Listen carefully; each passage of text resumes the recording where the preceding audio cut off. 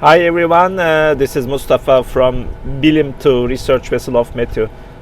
We have embarked our expedition. It's been almost a week now. We have done actually quite a number of stations in the western Black Sea, but then of course the weather got bad. As you can see now, we had first a southern storm, then the weather quickly turned to a more colder and northerly windy, stormy weather. We cannot speak of a true storm, but it's quite harsh. So now we are back to the port. We are in the port of Amasra. So this is an ancient town actually, between Sinop and Zonguldak. Very nice place, as you can see behind me. And we are here, I think, for a few more days. Looks like the weather will only get better towards the end of this week. But nevertheless, we are using the opportunity to analyze the high number of samples that we have already collected in the open and deep waters of the Black Sea.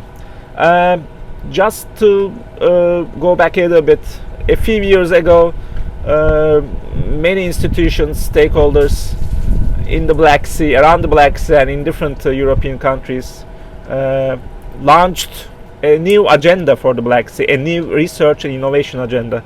We call it Strategic Research and Innovation Agenda, the Syria of the Black Sea.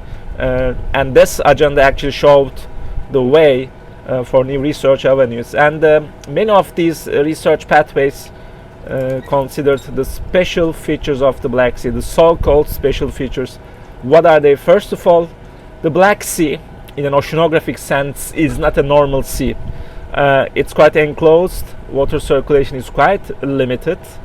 And the most striking aspect of the sea is that after about 80 meters or 100 meters, depending on where you are in the basin, the seawater becomes depleted in dissolved oxygen. So there is simply not enough oxygen in which a fish or any other multicellular organism can live and thrive.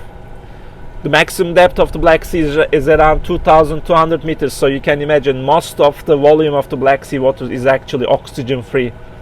In science, we call this anoxic conditions. It doesn't only stop there. After oxygen is gone, many other chemical parameters of the sea changes, and we can best study life under anoxia, anaerobic life forms in the Black Sea, because most of this sea is anoxic, and it's also rich in other interesting chemical gases such as hydrogen sulfide and methane. So Black Sea is the place, is the most interesting natural laboratory where you can study these sort of anaerobic processes. Of course, there are a lot of reasons why Black Sea is so depleted in oxygen. First of all, it's not geographically very lucky, and the second, of course, we are polluting the sea. We are not helping this geographic unlock of the Black Sea.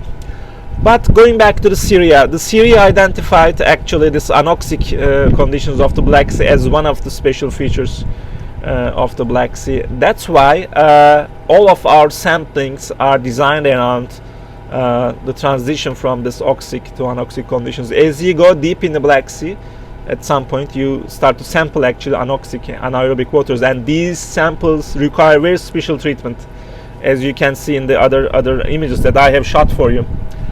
Most importantly, we want to know, before sampling anything, we sample for dissolved oxygen. That's a gas. It's easy to contaminate the samples, so when our sampling rosette comes back from the depths of the Black Sea, we first go for oxygen samples. Some of the samples turn out to be yellowish to orangish, which means there's oxygen, but most of the samples in the Black Sea turn out to be white, completely white, showing that oxygen is not present in those samples to react with our reagent to give the characteristic orange color, orange-brown color of an oxic sample. So that's what we do first. And since the sea is so rich, the depths of the sea is so enriched in hydrogen sulfide, we have to also sample for that. That requires a very careful sampling and handling conditions, and our team, especially our young team members, are quite equipped to do this. And then we go ahead with those analyses. So oxygen and hydrogen sulfide are the two things we definitely want to measure very carefully in the Black Sea. And then we sample for nutrients. Elements such as nitrogen and phosphorus, they're fundamental to life, to all ecosystems. And in the Black Sea too, we actually sample for different forms of these elements, organic, inorganic forms. For example, we measure 5 different forms of nitrogen species: nitrate, nitrite, ammonium, total nitrogen, etc. Phosphate is also measured, silicates. All these nutrients are essential for the growth of phytoplankton in the Black Sea. We also measure these nutrients on board. Actually, we have a new auto analyzer that we have purchased and installed in Bilim 2. So as soon as the samples arrive, we can also measure the nutrient content of the samples. So in short, in this episode I tried to convey you a few of the most important chemical parameters that we try to measure in the Black Sea: oxygen, sulfite, and nutrients. It's winter. We are still waiting for the weather to improve, and see you in the next episode.